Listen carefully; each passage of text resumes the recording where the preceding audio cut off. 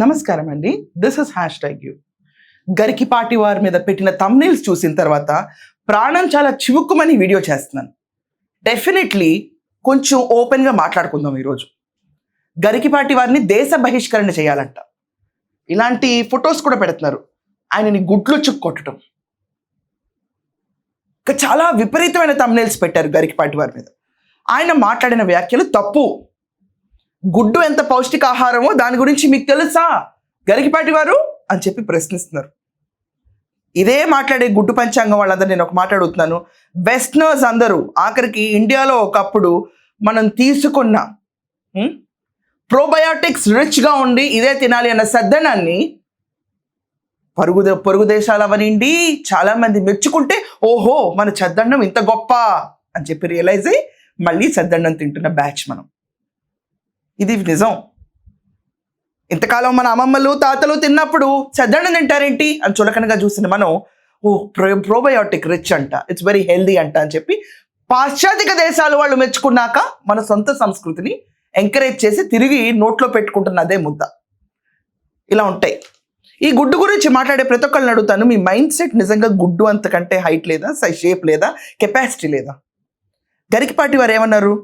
పెట్టద్దు, రాష్ట్ర ప్రభుత్వాలు గుడ్డు పెట్టకూడదు అని అన్నారా? వక్రీకరించి ఎందుకు మాట్లాడుతున్నారు ప్రతి ఒక్కళ్ళు? ఈయన చేసింది తప్ప కరెక్టా? ఈయనకి ఇచ్చిన పద్మ అవార్డు తిరిగి తీసేసుకోవాలి, ఇంతదాకా వెళ్ళిపోయారు అందరూ. Is it?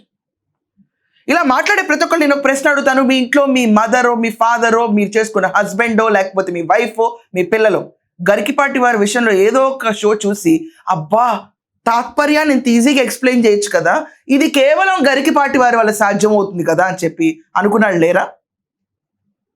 గుడ్డు గురించి మాట్లాడుతున్నారు. నేను ఒక్కసారి ఆయన చెప్పిన వ్యాఖ్యలు మళ్ళీ ప్లే చేస్తాను, పాయింట్ బై పాయింట్ డైసెక్ట్ చేస్తాను.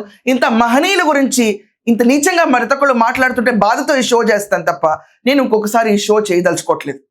ఒక్కసారి లెట్స్ ప్లే ఇట్. మధ్యాహ్న భోజనం ముఖ్యమైనది, చదువు మధ్యాహ్నం అయిపోయింది. చదువు ఆవిడకి అక్కల భోజనంలో గుడ్డెట్టారా, గడిది గుడ్డెట్టారా, అన్నం తినేవాడు కొడుకుడు పెట్టడం ఏంటంటే బుద్ధి ఉందా లేదా? చదువుకోమని లేకపోతే వెళ్ళిపోమని చెప్పాడు. కొడుకుడు కోసం వస్తావు నువ్వు. ఈ గుడ్లు లెక్క రాయాలి మాస్టర్లు, వాళ్ళ కర్మ కాలిపోయి. చదువు చెప్పక్కల్లా. ఎన్ని గుడ్లు వెళ్ళాయి, ఎన్ని గుడ్లు మిగిలాయి, ఎన్ని గుడ్లు మధ్యలో పేలాయి, ఎన్ని గుడ్లు ఈ మాస్టర్ తినేసాడు. ఇంక వీడు చదువు ఎందుకు చెబుతాడండి? అసలు పిల్లలకి భోజనం పెట్టడం ఏంటంటే వాళ్ళ భోజనాలు వాళ్ళు తెచ్చుకోమని లేదా మానేమానండి. పిల్లలకి భోజనం పెట్టి పుస్తకాలు ఇచ్చి యూనిఫార్మ్ ఇన్ని ఇస్తే వాడు చదువుతాడా? శోభనం పెళ్లి కొడుకులో మంచం ఎక్కి కూర్చుంటాడు. ఎందుకు చదువుతాడు వాడు? విద్యార్థికి ఎన్ని సౌకర్యాలా అవసరమా? చదువు రావట్లేదు ఎవరికి, భోజనాలే వస్తున్నాయి. పైగా అందులో బల్లి పడింది, పిల్లి పడింది, పడదా? ఆ వండి పెట్టే వాళ్ళకి డబ్బులు ఉండవు. ఎక్కడి నుంచి ఇస్తారు? ఎంతమందికి ఇస్తారమ్మా? దార పోస్తారు ప్రభుత్వం వాళ్ళు. ఎక్కడి నుంచి ఉన్నాయి డబ్బులు? ఇక్కడ నీ డబ్బులు పెట్టి నువ్వు చదువుకో, నీ అన్నం నువ్వు తిను, నీ బట్టలు నువ్వు కట్టుకో, నీకు ఇష్టమైతే చదువు. ప్రభుత్వం పని ఏమిటంటే ఉభయ తెలుగు రాష్ట్రాల పెద్దలందరూ వింటారు నా కెమెరా ద్వారా కాబట్టి చెబుతున్నా, ప్రభుత్వం కర్తవ్యం బాగా చదువు చెప్పడం తప్ప పుస్తకాలు ఇవ్వడం, బట్టలు కుట్టించడం, అన్నం పెట్టడం కాదండి.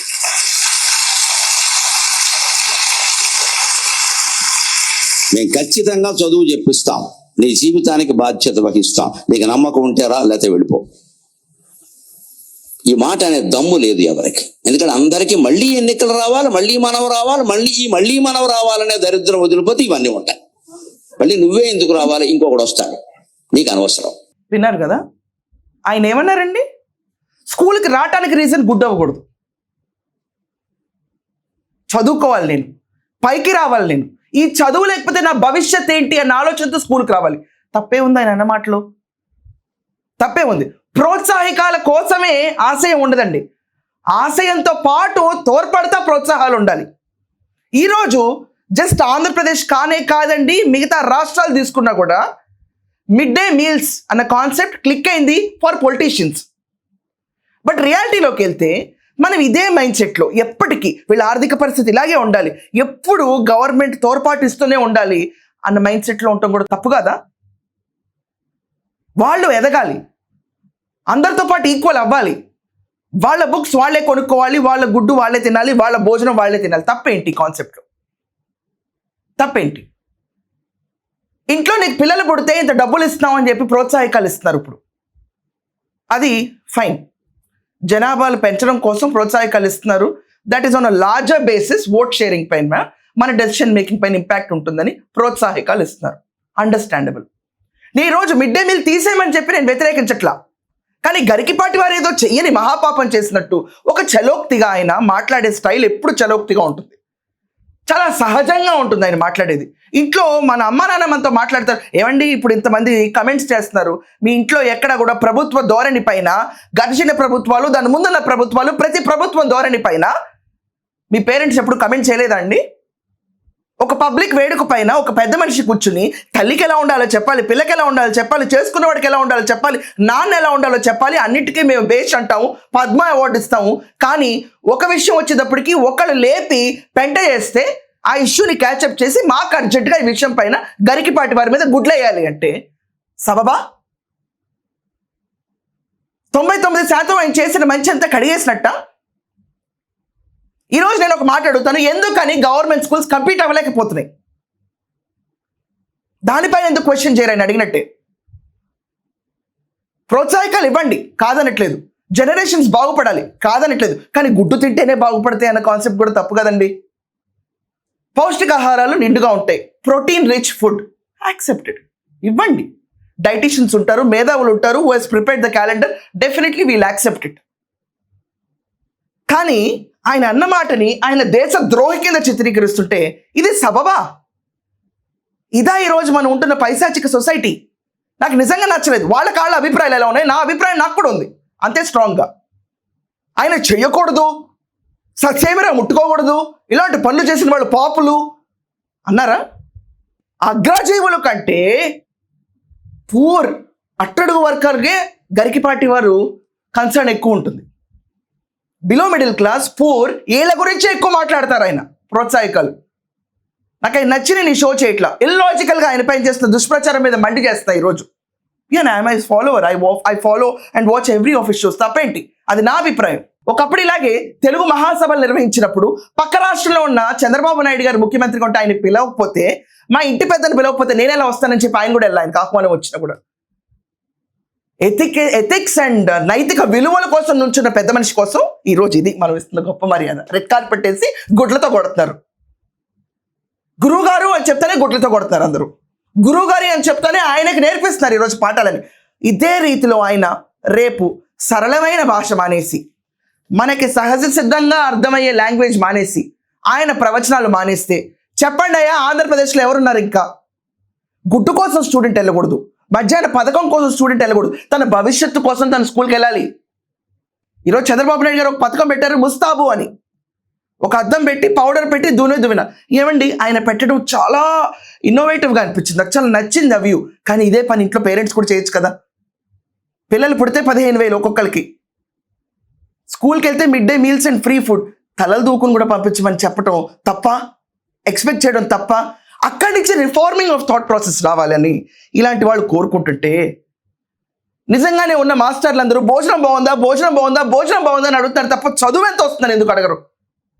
భోజనం బాగుండాలి, దాంతోపాటు చదువు కూడా ఉండాలని ఎందుకు ప్రశ్నించరు?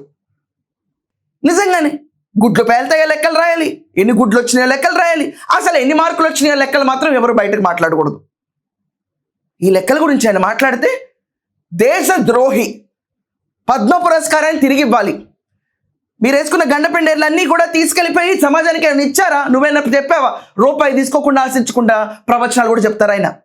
మంచి చెప్పడానికి ముందుంటారు ఈయన చాగంటి వారు. అది లాభపడలేదా? మనం నైతిక విలువలు తెలుసుకోలేదా? ఇంత ఫాస్ట్ మూవింగ్ వరల్డ్లో థాట్ ప్రాసెస్ అన్నది ఒక చిన్న మార్పు రావాలని ఒక బీజం వేస్తే కష్టం వచ్చింది. మరి ఇదే కష్టం చంద్రబాబు నాయుడు గారిని పిలవనప్పుడు, ఈయన వాయిస్ రేస్ చేసి మాట్లాడినప్పుడు ఏమైపోయారు అందరూ? తెలుగువారు ఒక సజెషన్ కూడా ఇవ్వకూడదు. హట్ సజెషన్ ఇట్టావా, దేశ ద్రోహివి నువ్వు, ఆపేయాలి అని చెప్పారు ఆయన. ఖండిస్తున్నాను అని చెప్పారు ఆయన. వీటి మీద ఎంతసేపు దృష్టి ఉంటే చదువు ఎక్కడ ఎక్కుద్ది? ఈరోజు గరికిపాటి వారిని ఇలా గుడ్లతో కొట్టడము, ఇష్టం వచ్చిన థంబ్నెయిల్స్ పెట్టడము, ప్రతి ఒక్కళ్ళు వేలు చూపించి వార్నింగ్ ఇవ్వటము, ఆయనకి చేస్తున్న అన్యాయం, ద్రోహం ఈరోజు ప్రతి ఒక్కళ్ళు రెచ్చిపోయి మాట్లాడుతున్నట్టు ఏదో దొరికింది కదా చౌక్ అని చెప్పి ఒక బ్యాచ్ తయారైపోయి ఆయన పైన ఫస్ట్ టైం మాకు ఒక ఆపర్చునిటీ దొరికిందని చేస్తున్నారు చూడండి. వీటిని అందరినీ మీరు సమర్థిస్తారా? ఇలా చేసుకుంటూ పోతే రేపు ప్రవచనకర్తలు ఉంటారా? మంచి చెడు చెప్పేవాళ్ళు ఉంటారా? వీళ్ళకి పెద్దపీట వేయాలి. వీళ్ళే మనకి బీజాలు వేస్తారు. సద్విమర్శ తీసుకోవాలి మనం. ఎక్కడ విమర్శని వక్రదోడిని పట్టించేసి ఆయన చెప్పిందంతా డీవియేట్ చేసేసి ఒక గుడ్డు పంచాంగంలో తీసుకెళ్ళిపోయి చివరికి ఇలా మాట్లాడుతుంటే తెలుగువారిగా మనం ఆయనకి ఇచ్చే గౌరవం ఇదా? రాయండి కమెంట్స్లో మీ అందరి ఒపీనియన్ ఏంటో. నేను చెప్పాల్సింది ఇంతే. మహనీయులు పూజ్యుల్ని ఎప్పుడు ఒక సాటి మనిషిలాగా డీల్ చేయటం మానేసి, సోషల్ మీడియా హ్యాండిల్స్ ఉన్నాయి కదా అని విచ్చలవిడిగా వాళ్ళపైన మాట్లాడడం మానేస్తే, వాళ్ళు చెప్పిన తాత్పర్యాన్ని కొంచెం పాజిటివ్లీ, గ్లాసెస్ హాఫ్ ఫుల్, ఎప్పుడూ హాఫ్ ఎంప్టీ మైండ్ సెట్లోనే చూడాలా. గ్లాసెస్ హాఫ్ ఫుల్ అన్న రీతిలో చూస్తే బహుశా ఆయన చెప్పింది మీకు కూడా అర్థమవుతుందేమో. ఇవ్వండి ప్రోత్సాహకాలు, తప్పే ఉంది. కానీ ఈయన ఇలా చేయటం నాకు మాత్రం మనసు చివుకుమనిపించింది. ఇంతటితో నేను I just want to put a full stop. Because నేను ఇన్నిసార్లు నేను ప్రతి ఒక్కళ్ళు అన్న మాటల్ని నా నోటితో నేను అంటూ నాకు ఇష్టం లేదు ఇంకా. అంతేనండి ఈ రోజుకి. That's all for now. Thank you.